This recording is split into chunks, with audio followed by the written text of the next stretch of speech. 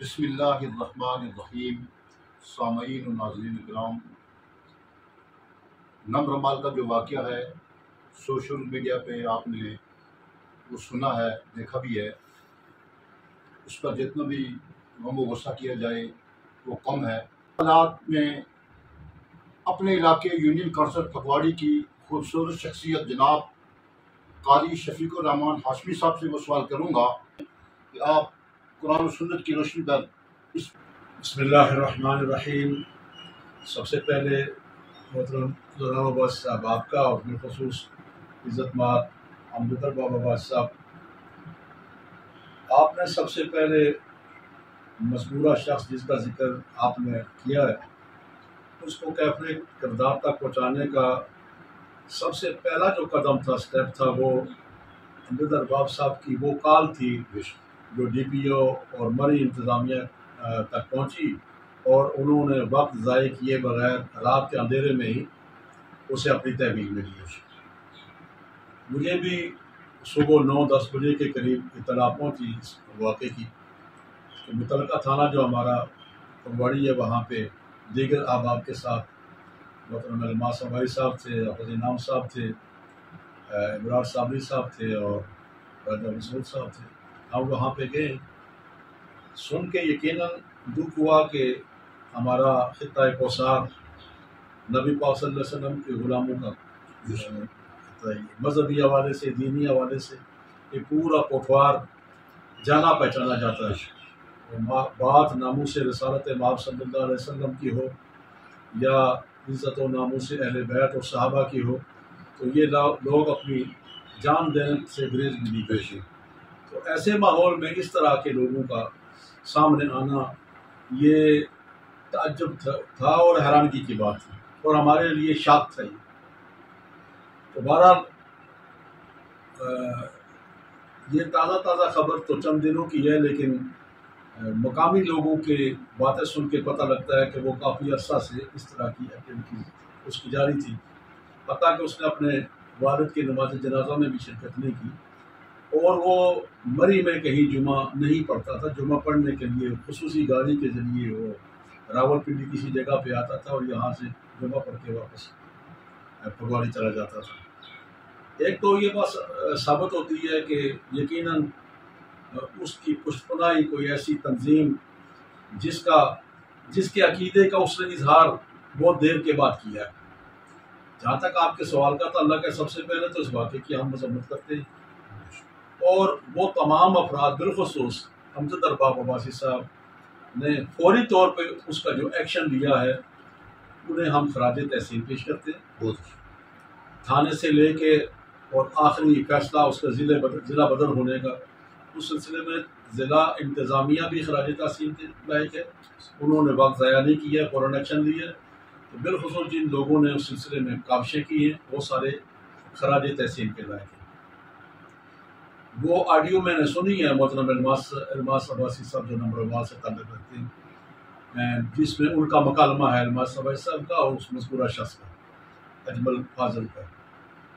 تو ایسا ہی ہے جیسا کہ آپ نے بیان کیا۔ اس نے جو بینر لکھا ہے وہ بھی قابل اعتراض ہے۔ جتنا قرآن ہم نے پڑھا ہے، اللہ تعالیٰ کی وحدانیت الف لام میم سے لے کر والناس تک اللہ کی وحدانیت ہے، اور نبی پاک صلی اللہ علیہ وسلم کی نبوت اور رسالت، اور تمام دنیا کے مسلمانوں کا یہ عقیدہ ہے کہ کلمے کے 2 جز ہیں، پہلا لا الہ الا اللہ یہ توحید ہے، اور دوسرا محمد الرسول اللہ صلی اللہ علیہ وسلم کی رسالت ہے۔ پھر عقائد کی بنیاد جو ہے وہ کیا ہے؟ آمنت باللہ وملائکتہ وکتبہ ورسلہ والیوم الآخر والقدر خیرہ وشرہ من اللہ تعالی والبعث بعد الموت۔ اللہ تعالیٰ قل هو اللہ احد بھی ہے، اللہ صمد بھی ہے، لم یلد ولم یولد بھی ہے، ولم یکن لہ کفوا احد بھی ہے۔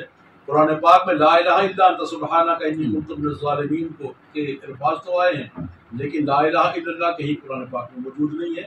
وہ سبق ہمیں نبی پاک صلی اللہ علیہ وسلم نے بتایا ہے کہ کلمہ لا الہ الا اللہ پڑھنا ہے، لیکن محمد الرسول اللہ صلی اللہ علیہ وسلم قرآن پاک کی آیت ہے۔ محمد الرسول اللہ، میں پیچھے سے پڑھتا ہوں، वल्लज़ी अरसला रसूलहु बिल-हुदा व दीनिल हक़्क़ि लियुज़हिरहु अला दीनि कुल्लिहि व कफ़ा बिल्लाहि शहीदा मुहम्मदुर रसूलुल्लाह वल्लज़ीना मअहु अशिद्दाउ अलल कुफ़्फ़ार रुहमाउ बैनहुम तराहुम रुकअन सुजदा यब्तगूना फ़ज़लन मिनल्लाहि व रिज़वाना। इस पे मुफस्सिरीन ने कहा कि मुहम्मदुर रसूलुल्लाह सल्लल्लाहु अलैहि वसल्लम तो ज़ाते रसालत मौला सल्लल्लाहु अलैहि वसल्लम, वल्लज़ीना मअहु से मुराद सय्यदना अबू बकर सिद्दीक़, अशिद्दाउ अलल कुफ़्फ़ार से मुराद सय्यदना फारूक आज़म है, रुहमाउ बैनहुम से मुराद सय्यदना उस्मान गनी है, वल्लज़ीना मअहु अशिद्दाउ अलल कुफ़्फ़ार रुहमाउ बैनहुम तराहुम रुकअन सुजदन यब्तगूना फ़ज़लन मिनल्लाहि व रिज़वाना। ये मौला कायनात शेर खुदा सय्यदना अली मुर्तज़ा रज़ियल्लाहु ताला अन्हु। तो मुहम्मदुर रसूलुल्लाह तो कुरान से साबित है। कोई कहे कि ला इलाहा इल्लल्लाह कलमा है, आगे और अलिफ लाम मीम से लेकर व नास तक यही रिसालत है, ये रिसालत का इनकार है, ये कुरान का भी इनकार है। कुरान के मज़मून, कुरान के मौजू, कुरान का पैगाम और वही इलाही, इसका भी इनकार है। इसलिए कि अगर रसूलुल्लाह सल्लल्लाहु अलैहि वसल्लम को अल्लाह ताला नबी बना के दुनिया में ना भेजता तो कुरान भी ना आता। तो कुरान तो नाज़िल हुआ वही के जरिए नबी पाक सल्लल्लाहु अलैहि वसल्लम की ज़ात अक़दस पर, और जो नबी होता है, रसूल होता है, वही उस पे नाज़िल होती है, वही का नाम रिसालत नहीं होता। इरशाद फरमाया कि लौला का लमा खलक़तुल अफ़लाक, ये हदीस कुदसी है।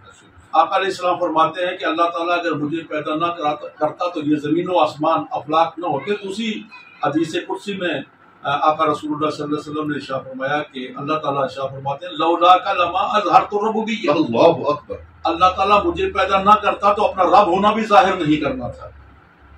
हज़रत आदम से लेकर हज़रत ईसा कलीमुल्लाह तक अलैहिमुस्सलाम सारे नबियों को नबूवतें मिली हैं, सारे रसूलों को रसालतें मिली हैं, नबी पाक सल्लल्लाहु अलैहि वसल्लम के उम्मत के वलियों को विलायतें मिली हैं, गौस कुतुब अब्दाल, इन्हें सब कुछ अल्लाह ताला ने ये दौलतें अता की हैं सदका मोहम्मद रसूलुल्लाह सल्लल्लाहु अलैहि वसल्लम। ये ज़ात हैं वजह तख्लीक़ कायनात की, सुभान, और वजह तख्लीक़ कायनात है तो अल्लाह की मारिफत भी है, कुरान भी है, नमाज भी है, रोज़ा भी है, हज भी है, ज़कात भी है, हज भी है। ये अरकान दीन हमें नसीब हुए हैं तो ज़ाते रसूल मक़बूल सल्लल्लाहु अलैहि वसल्लम और अल्लाह की मारिफत भी, अगर अल्लाह ताला डायरेक्ट भी तो फरमा सकता था ना, वल्लाहु अहद, अल्लाह एक है। अपने महबूब की ज़ुबान ये लफ्ज़ कुल क्यों फरमाया, कुल हुवल्लाहु अहद, ऐ महबूब आप कह दे कि अल्लाह एक है। तो ये सारे मोहताज हैं नबी पाक सल्लल्लाहु अलैहि वसल्लम की नबूवत और रसालत के। तो ये दुनिया का एक अजीबो गरीब किस्म का ये अकीदा जो आज हमारा मौजू है, सुखन है, जो लोग ये कहते हैं कि कुरान रिसालत है, कुरान रसूल नहीं बन सकता। कुरान अल्लाह की किताब है, अल्लाह का कलाम है, जो अल्लाह ताला ने अपने नबी पाक सल्लल्लाहु अलैहि वसल्लम के क़ल्ब अतहर पर नाज़िल फरमाया है उम्मत की रहनुमाई और उम्मत की हिदायत के लिए। तो लिहाजा मैं ये गुजारिश करूँगा, चाहे वो बैनर हो, चाहे वो उसकी ऑडियो पैगाम हो, चाहे वो अरमासा भाई साहब के साथ उसका मुकालमा हो, या उसका अपने वालिद के नमाज जनाजा में शिरकत ना करना, नमाज जनाजा अपने रावलपिंडी आके किसी मखसूस जगह पे अदा करना, ये तमाम चीज़ें इस बात का सबूत हैं कि वो किसी ऐसी तंजीम उसकी पुष्पनाई कर रही है जो कादियानियों की तरह। ये तमाम अकायद कादियानियों की है।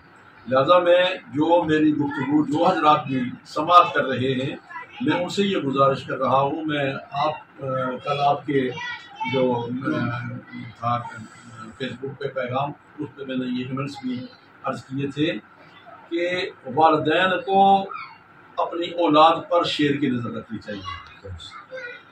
अब वो उन्होंने देख लिया, कादियानियों ने देख लिया कि हमने आजमा के देख लिया है, पूरा जोर लगा के देख लिया है कि जज्जों को खरीदा जाए, अदालत के ज़रिए कोई नरम गोशा हमारे लिए पैदा हो, उसमें उन्होंने मुंह की खानी पड़ी है उन्हें, और जो हरपा उन्होंने कानूनी आइनी करना था उसमें वो नाकाम हुए हैं।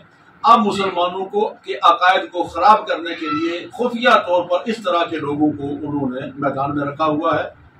हमें سارے والدین سے بھی گزارش کرتا ہوں کہ اپنے بچوں پہ نظر رکھیں، اپنی جوان اولاد پہ نظر رکھیں، کہیں وہ اس طرح کے لوگوں کے شکنجے میں تو نہیں آ رہے ہیں، ایسے لوگوں کے ساتھ ان کا اٹھنا بیٹھنا تو نہیں ہے۔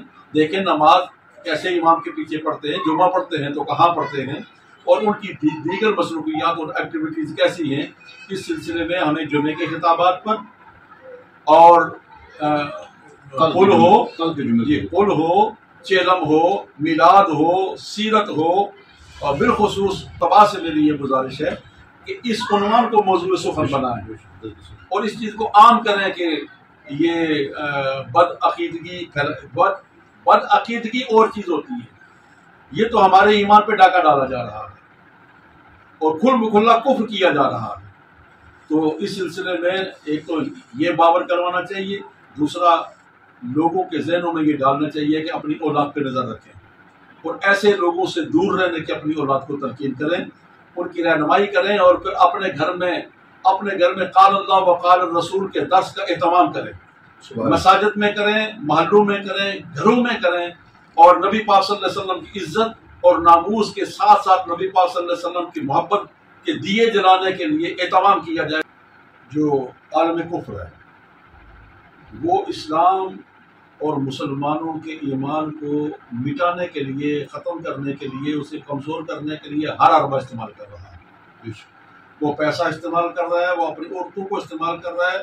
آپ نے صلیبی جنگیں پڑھی ہیں، صلاح الدین ایوبی اور نور الدین زنگی کی، اس زمانے میں بھی سب سے بڑا ہتھیار اگر ان کا تھا تو وہ ان کی عورتیں تھیں۔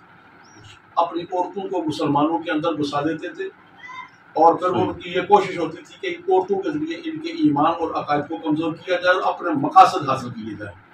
یہ آج نئی بات نہیں ہے حور و قصور کی اور ان کی اپنی جنت اور دوزخ کی، یقیناً آپ کی بات بالکل صحیح ہے۔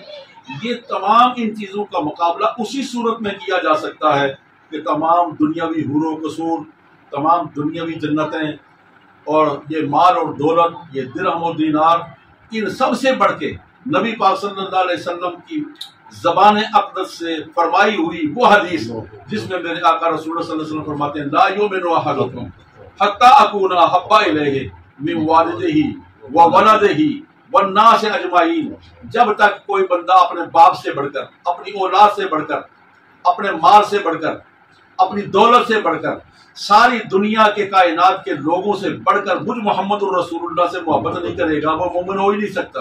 اسی کے ساتھ کی ایک حدیث ہے سیدنا فاروق اعظم رضی اللہ تعالیٰ عنہ کا بازو نبی پاک صلی اللہ علیہ وسلم نے، جو حضور صلی اللہ علیہ وسلم کی عادت مبارکہ تھی، کبھی کسی صحابی کا اس طرح بازو پکڑ لیتے تھے چند قدم، تو حضور نے پوچھا عمر مجھ سے کتنی محبت کرتی ہے؟ یا رسول اللہ ماں باپ سے بڑھ کے کرتا ہوں، اولاد سے بڑھ کے کرتا ہوں، مال سے بڑھ کے کرتا ہوں۔ حضور صلی اللہ علیہ وسلم نے فرمایا جان کی نہیں کر۔ حضرت عمر نے عرض کیا اصل جان تو جان ہوتی ہے۔ حضور صلی اللہ علیہ وسلم نے فرمایا پھر جب تک جان کا نہیں کہو گے نا کام نہیں بنے گا۔ تو سیدنا فاروق اعظم رضی اللہ تعالیٰ عنہ ہاتھ جوڑ کے عرض کرتے ہیں یا رسول اللہ صلی اللہ علیہ وسلم اب عمر اپنی جان سے بھی زیادہ آپ سے محبت کرتا ہے۔ تو حدیث کے الفاظ ہیں الآن یا عمر، بات اب بنی ہے نا اے عمر، اب ایمان جو ہے وہ مکمل ہوا۔ صحابہ کے لیے ہماری زبان سے تو یہ کہنا مناسب نہیں ہے، اب بات پکی بنی ہے۔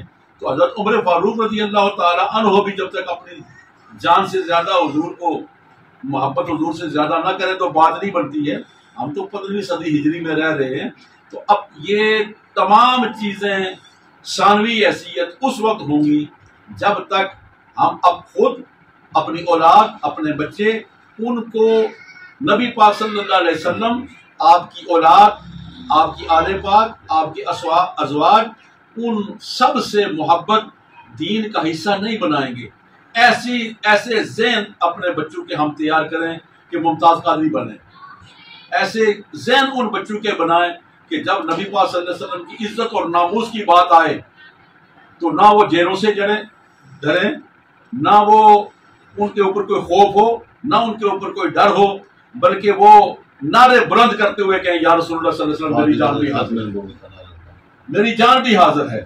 موسیٰ علیہ السلام کی قوم، جب موسیٰ علیہ السلام نے فرمایا تھا نا کہ جہاد کے لیے، تو انہوں نے آگے کہا تھا کہ اے موسیٰ آپ جانے، آپ کا خدا جانے۔ تو نبی پاک صلی اللہ علیہ وسلم نے ایک جہاد میں جب نبی پاک صلی اللہ علیہ وسلم نے اپنے صحابہ سے فرمایا نا کیا تم موسیٰ کی قوم جیسا مجھے جواب دو گے؟ نبی پاک صلی اللہ علیہ وسلم کے تمام صحابہ کرام نے عرض کی یا رسول اللہ صلی اللہ علیہ وسلم آپ جان کی کہیں گے تو جان حاضر ہے، مال کی کہیں گے تو مال حاضر ہے، اولاد کی کہیں گے تو اولاد حاضر ہے۔ وہ صحابیہ کی مثال تو آپ کے سامنے ہے جن کے خامن، جن کے دو صحابہ دو بیٹے جنگ میں شہید ہو گئے، تو جب انہوں نے یہ سنا، اس خاتون نے یہ سنا کہ نبی پاک صلی اللہ علیہ وسلم شہید ہو گئے، تو وہ بھاگی دوڑی میدان میں آ گئی، پتہ ہی نہیں اسے کہ میرا حال کیا، ننگے پاؤں میں، ننگا سر ہے۔ تو کسی نے پوچھا کہ کیوں بھاگی دوڑی کر رہی ہے؟ اس نے کہا کہ میں نے حضور کے بارے میں یہ خبر سنی ہے۔ اسے کہا گیا کہ تیرا بیٹا شہید ہو گیا۔ اس نے کہا میں نے بیٹے کے بارے میں پوچھا ہے کوئی؟ اور آگے جاتی ہے تو کسی نے کہا کہ تیرا دوسرا بیٹا شہید ہو گیا۔ اس نے کہا میں بیٹے کے بارے میں نہیں پوچھ رہی ہوں، میں تو اپنے آقا کے بارے میں پوچھ رہی ہوں۔ اور آگے جاتی ہیں تو کسی نے کہا کہ آپ کے خاوند شہید ہو گئے۔ انہوں نے انا للہ پڑھی، فرمایا بیٹوں کے بارے میں نہیں پوچھ رہی ہوں، خاوند کے بارے میں نہیں پوچھ رہی ہوں، میں تو اپنے آقا کے بارے میں پوچھ رہی ہوں۔ جب انہیں پتہ چلا کہ نبی پاک صلی اللہ علیہ وسلم شہید نہیں ہوئے، محفوظ ہیں، تو اس نے کہا کہ ایسے سینکڑوں بیٹے ہوتے نا میرے، ایک ایک کر کے آقا کی ناموس پہ میں قربان کر دیتی، مجھے کوئی خفگی نہیں، مجھے کوئی ناراضگی نہیں، مجھے کوئی اندیشہ نہ ہوتا۔ اللہ کا شکر ہے کہ نبی پاک صلی اللہ علیہ وسلم محفوظ ہے۔ ایسی محبت ہم اپنے بیٹوں، اپنی اولاد کے دلوں میں اگر ڈالیں گے تو پھر نہ درہم ان کے راستے میں رکاوٹ بن سکتی ہے، نہ دینار رکاوٹ بن سکتے ہیں، اور نہ یہ دنیاوی حوریں اور دنیاوی جنت وہ رکاوٹیں بن سکتی ہیں۔ ہماری جوتی کی نوک پر ایسی جنت ہیں، ہماری جوتی کی نوک پر ایسے ریال اور ایسے درہم اور ایسے جو نبی پاک صلی اللہ علیہ وسلم کی عزت کو کم کریں اور حضور صلی اللہ علیہ وسلم کی محبت کو کم کریں، ہمیں اسے کیا ہے؟ جزاک اللہ۔